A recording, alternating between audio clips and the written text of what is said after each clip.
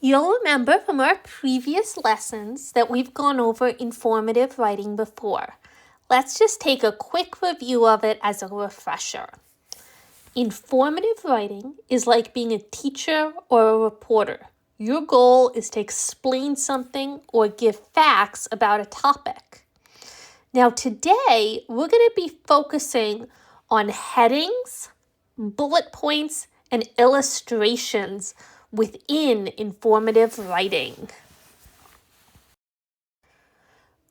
When it comes to organizing the informative writing piece, you'll remember we've gone over before, there's introduction, body, and conclusion. The introduction is when you're telling the main topic you're writing about, and you want to start with a hook to catch the reader's attention. Something like, did you know a group of tigers is called an ambush? Or, how does a caterpillar change into a butterfly? The body paragraphs. That's the middle where we're giving the facts and details to explain the topic. This is the area where we're going to be using our bullet points, headings, and illustrations in order to organize the information. And to wrap it all up, we have the conclusion where we summarize the main ideas. A little tip, you want your last sentence to be something that makes your topic that you wrote about super easy to remember. Now, when we're writing and when we're using headings and writing out our bullet points, we need to choose our words carefully. We always want to try and use vocabulary words that are really specific to our topic. For example, if we're writing about space, we might use vocabulary words like galaxy, orbit, and telescope. However, if we're writing about animals, like we did in a previous lesson, we might use words like habitat, endangered, and conservation. Always make sure you know what the word means. If you're not sure, you can always look it up with a dictionary or glossary. The other important words we need to pay attention for and use are our transition words to link our sentences and paragraphs together so that everything flows together smoothly. Now, here are some examples. For example, such as, for instance, therefore, because, in addition, also, moreover, to add information, to show a result, to give an example. Those are the main 3 types of transition words that we're going to use. So you got to make sure to transition when you're adding information, giving an example, or showing a reason or result. So make sure to look at that table for a second and pay attention to the different transition words for each category. Now, let's look at a worked example. This is an example that is already written out for you. Afterwards, I'm going to have 3 questions for you. So let's read it over. Tigers are magnificent animals known for their great strength and beauty. They are found in Asia, have distinctive orange fur with black stripes, and also they are classified as endangered. A tiger moves as silently as a shadow in the forest. Currently, conservation efforts are working hard to protect their habitats so they can survive. First question, can you find the simile that was used? What was the simile used in this example? So the simile that's used is when it compares a tiger's movement to silently as a shadow. So the simile is silently as a shadow. because a shadow does not make any noise. So that comparison is telling us that a tiger can move very quietly. Now, question number 2. What are some vocabulary words that are used? That's those words that are a little bit harder. Now, let's go over those 3 topics I told you we were going to focus on today. Headings, bullet points, illustrations. These are all tools that help the reader understand your writing quickly. So headings, that's like a title for a main section. For example, you might have 3 paragraphs in your body section, and you might give each paragraph a title or a heading that helps the reader know right away what that paragraph is about. Bullet points. Bullet points are that little dot that is right next to a word at the beginning of the sentence. Sometimes they're used as little asterisks or numbers. These help show you a list of items or steps. For example, let's say you wanted to make a cake. You might list the ingredients in bullet points, as shown for the example here. Illustrations. Illustrations are pictures. They might be a chart, a diagram, a drawing, anything that helps show what you're explaining. For example, if you're writing about the weather or about rain, you might use a labeled diagram to show the steps that rain goes through. In a moment, we're going to read an informative piece on elephants. Now, in this informative writing piece, there's going to be headings. What I want you to do as I read it to you is pay attention to how the heading tells you what the paragraph is going to be about. Then see if you can come up with your own headings. Meet the amazing elephants. Elephants are the biggest land animal on Earth. Just like a supersized car, they are incredibly heavy and powerful.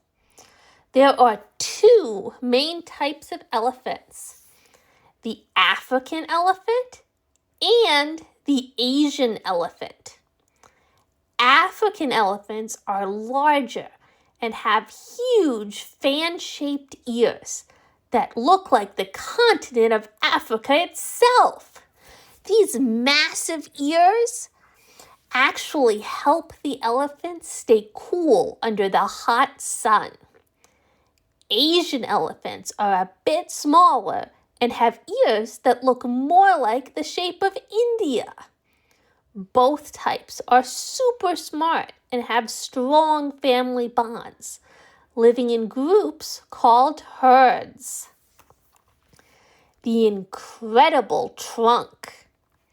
The elephant's trunk is one of the most useful parts of its body. It's not just a big nose. It's a tool that is as flexible as a snake and as strong as a machine. An elephant can use its trunk to do almost anything. It can lift heavy logs, pluck tiny berries from a tree, and even wave hello to a friend. When an elephant gets thirsty, it sucks up gallons of water into its trunk and then squirts the water right into its mouth, like a natural water hose. They also use their trunks to give themselves a dust bath, spraying dirt all over their bodies to protect their skin from the sun and insects. Giant teeth and smart families. Elephants have 2 kinds of special teeth. First, they have huge white tusks that grow out from their mouths. These tusks are actually very long front teeth, and they use them like tools to dig for water, lift objects, and clear paths through the forest. Second, they have large, powerful molars inside their mouths that help them grind up tough food like tree bark and leaves. Elephants are also very intelligent animals. They have fantastic memories and live in close-knit families led by the oldest female called the matriarch.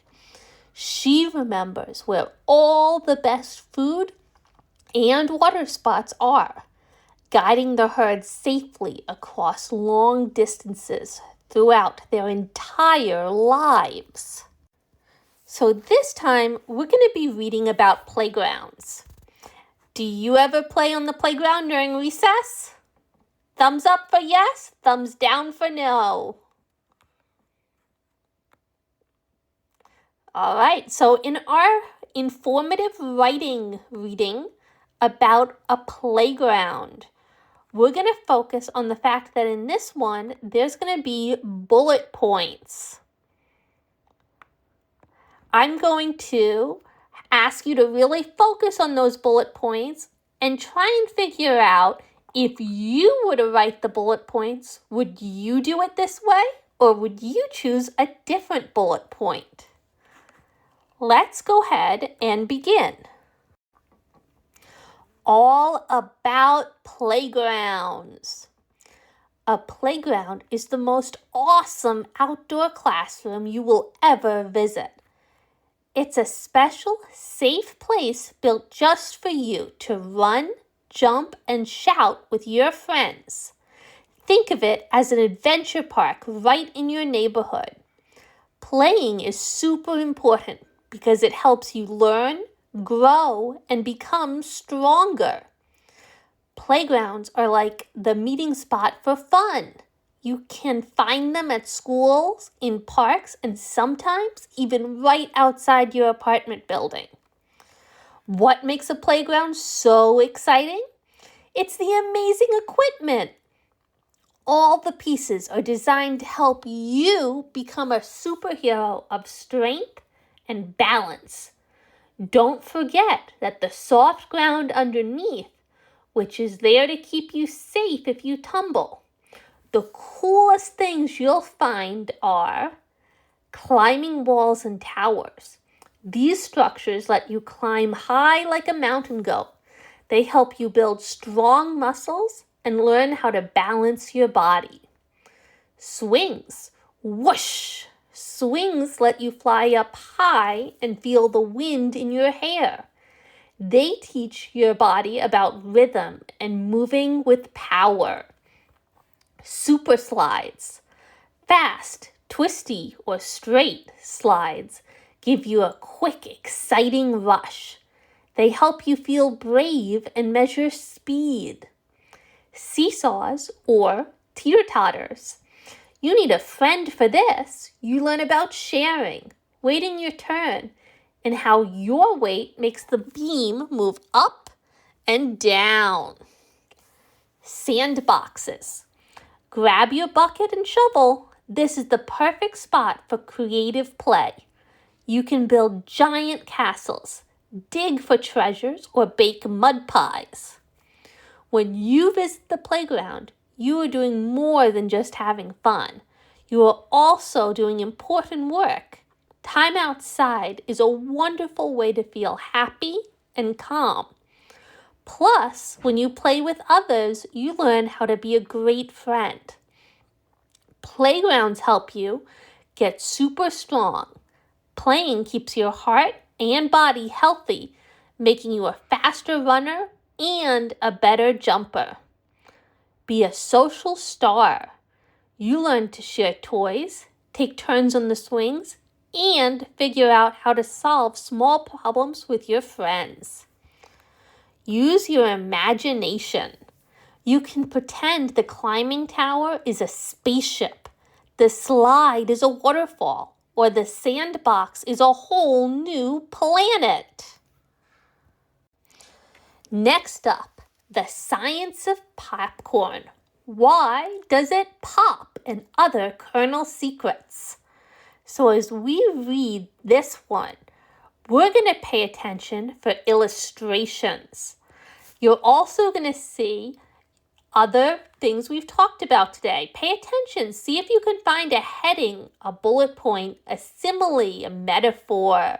And most important, see if you can find the illustration and tell me why you think that illustration is important. Meaning, what does the illustration do for the informative writing? How does it help the reader? All right, let's read. The science of popcorn. Why does it pop? Have you ever wondered what makes a tiny, hard kernel of corn explode into a fluffy, delicious piece of popcorn? It's not magic, it's science. Popcorn is one of the oldest and most fun snacks, but only a special kind of corn can actually pop. This isn't the same corn you eat on the cob. Each popcorn kernel is like a tiny secret pressure cooker, waiting for the right moment to burst. The big pop, step by step. Now, let's see how these three parts work together to make the popcorn pop. 1. Heat it up.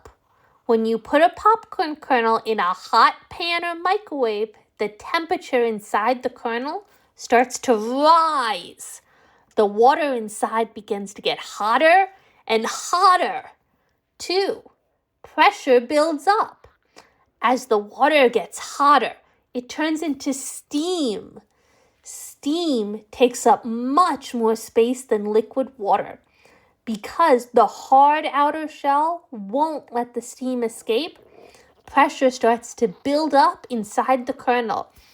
It's like blowing up a balloon inside a very strong box. 3. Explosion!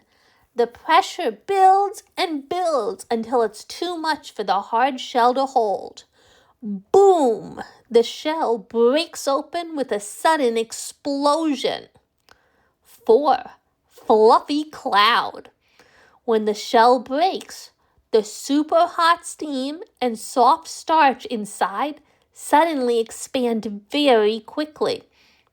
The starch puffs out and quickly turns solid as it cools, creating the light, fluffy popcorn shape we all recognize. This happens in a tiny fraction of a second. Why some kernels don't pop. Have you ever found an unpopped kernel at the bottom of the bowl? These are called old maids. A funny name. Usually it means one of two things. Not enough water. If a kernel doesn't have enough water inside, there won't be enough steam to build up the pressure needed for a pop. Broken shell. If the hard outer shell has a tiny crack or hole, the steam can escape before enough pressure builds. No pressure, no pop. So the next time you enjoy a bowl of popcorn, remember the amazing science happening inside each little kernel.